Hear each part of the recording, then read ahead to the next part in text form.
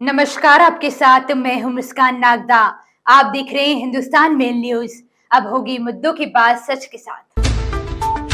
जो राम को लाए हैं हम उनको लाएंगे वाले भजन से देश भर में प्रसिद्ध हुए भजन गायक कन्हैया मित्तल ने रविवार रात मरीमाता चौराहे पर अपने भजनों की प्रस्तुति दी।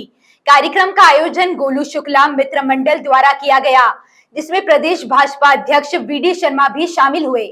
कार्यक्रम का आयोजन धर्म जागरण समिति के तत्वाधान में आईडीए उपाध्यक्ष बनाए गए गोलू शुक्ला द्वारा मरीमाता चौराहे पर किया गया था। यहाँ भव्य मंच बनाकर खाटू श्याम बाबा का दरबार सजाया गया, जहां से कन्हैया मित्तल ने भजनों की प्रस्तुति दी। कार्यक्रम में भाजपा के प्रदेशाध्यक्ष विष्णुदत्त शर्मा विशेष अतिथि के रूप में उपस्थित हुए। वहीं मंत्री उषा ठाकुर, विधायक मालिनी गौड़ भी शामिल हुई। कार्यक्रम में हजारों की संख्या में शामिल लोगों ने भजनों का देर रात तक आनंद उठाया।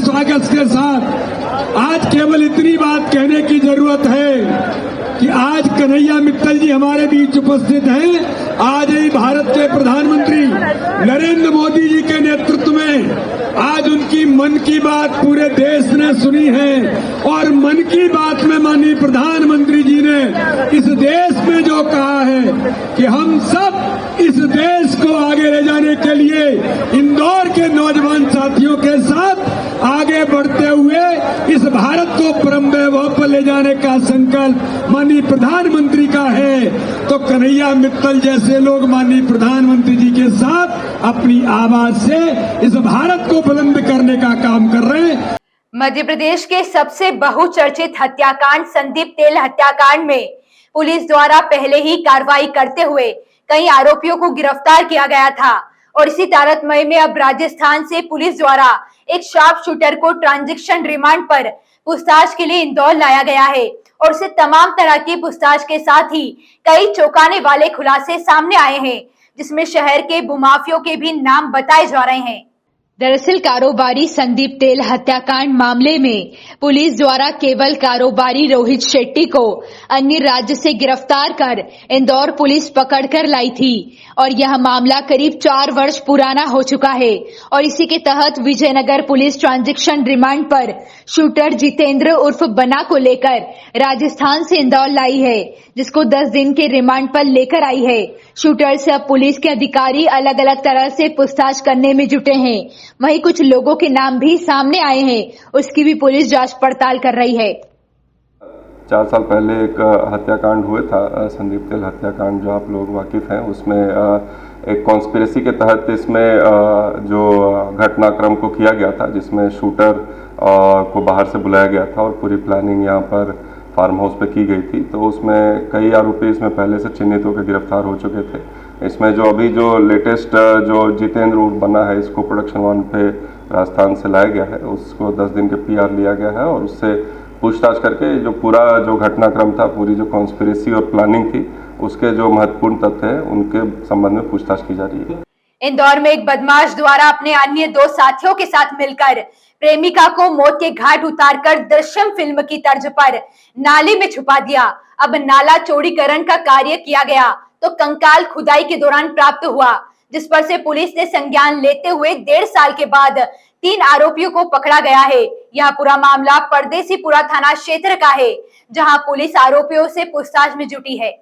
लॉकडाउन के दौरान हीरानगर से लापता हुई युवती की हत्या का खुलासा 3 साल बाद हुआ है।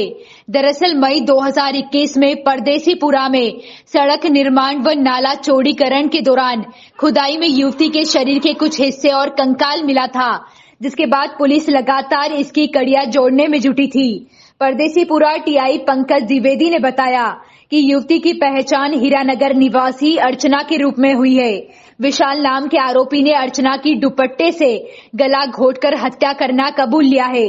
आरोपी शादीशुदा है और 3 बच्चों का पिता है। उसका युवती से प्रेम संबंध हो गया था। बाद में युवती शादी के लिए दबाव डाल रही थी, जिसके कारण घर में विवाद हो रहा था, इसलिए उसने गला घोंटकर हत्या कर दी। उसने दोस्त सत्यनारायण व शिवनंदन को बुलाया और रात के समय नाले किनारे गड्ढे में गाड़ दिया था। शादीशुदा होने के बावजूद भी उसका अर्चना से लगाव हो गया। इस लगाव से वो अपने आप को पृथक नहीं कर पा रहा था और ये भी उसने बताया कि मुझसे काफ़ी पैसा भी खर्च करवाया अर्चना ने। और चूंकि शादीशुदा थे, 3 बच्चे थे इसके, तो एक लड़की के कारण घर में कलेश लगातार होता रहता था। 5 मई को भी पति पत्नी के बीच में काफ़ी कलेश हुआ इस बात को लेके कि अर्चना से बात मत करो, दोस्ती मत करो। तो 6 मई 2020 को इसने अर्चना को इसी पर्पज़ से बुलाया कि आज अपन रिश्ता ख़त्म कर देंगे। उसी दौरान जब ये अर्चना और विशाल अकेले में बातचीत कर रहे थे, तो उसी समय जो है कुछ ऐसी बातें हुई इनके बीच में कि आवेशित होकर उसने अर्चना के दुपट्टे से ही उसका गला दबा दिया और उसकी मृत्यु कर दी, हत्या कर दी। देश के सबसे स्वच्छ शहर के रेलवे स्टेशन पर पार्किंग ठेकेदार कर्मचारियों द्वारा अवैध वसूली का वीडियो इन दिनों सोशल मीडिया पर जमकर वायरल हो रहा है, जिसमें पार्किंग कर्मचारी द्वारा पिक एंड ड्रॉप का चार्ज लिया जा रहा है, जिसको लेकर आज कांग्रेस पार्टी ने रेलवे विभाग अधिकारी को ज्ञापन सौंपा और रेलवे स्टेशन पार्किंग ठेकेदार पर कार्रवाई करने की मांग की है। दरअसल इंदौर के रेलवे स्टेशन पर पिक एंड ड्रॉप को निःशुल्क रखा गया है।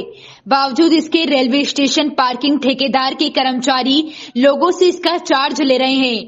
वहीं ऐसा एक वीडियो सोशल मीडिया पर वायरल हुआ था, जिसमें पिक एंड ड्रॉप को लेकर एक यात्री से 30 रुपए की रसीद काटी गई थी। इसी को लेकर सोमवार को शहर कांग्रेस प्रवक्ता विवेक खंडेलवाल के नेतृत्व में रेलवे स्टेशन पर पहुंचकर अवैध पार्किंग को लेकर रेलवे विभाग को ज्ञापन दिया गया।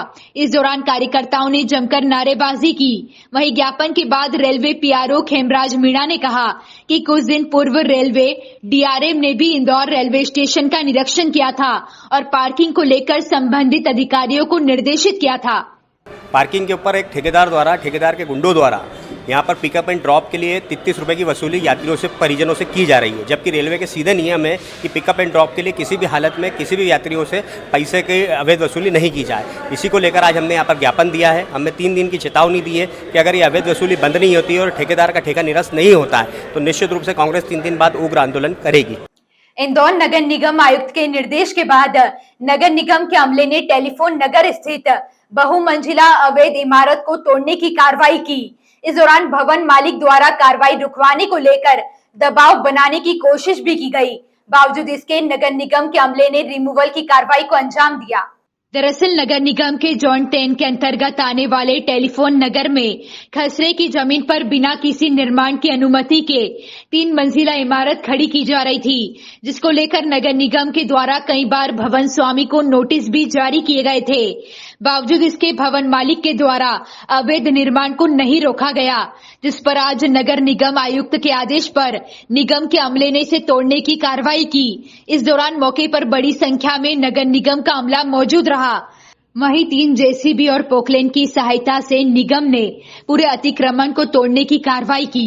आज की जो ये कार्रवाई है ये टेलीफोन नगर में की जा रही है। ये जो है खसरे की ज़मीन है, जिसके जो ओनर है ये राम कन्या बाई बताया गया है। ये जो बिल्डिंग है मौके पर G+3 की बिल्डिंग बनी हुई है, जो कि पूरी तरीके से विदाउट परमिशन बनी हुई है। क्योंकि खसरे की ज़मीन है तो इनको विधिवत TNCP करा के फिर कॉलोनी सेल से विकास अनुमति लेने के बाद परमिशन लेनी चाहिए थी, पर भूस्वामी के द्वारा किसी भी प्रकार की कोई भी अनुमति प्राप्त नहीं की गई थी। लगातार नगर निगम की तरफ से यहाँ पे नोटिस की कार्रवाई की जा रही थी, जिसके बाद भी इनके द्वारा विधिवत ना कोई परमिशन ली गई, ना हमारे पास आवेदन किया गया। तो आज फिर कमिश्नर मैडम के निर्देश पे हमने बिल्डिंग को गिराने की कार्रवाई करी। ऐसी ही खास खबरों के लिए हमारे साथ बने रहिए। हिंदुस्तान मेल न्यूज पर हमारे चैनल को सब्सक्राइब जरूर करिएगा।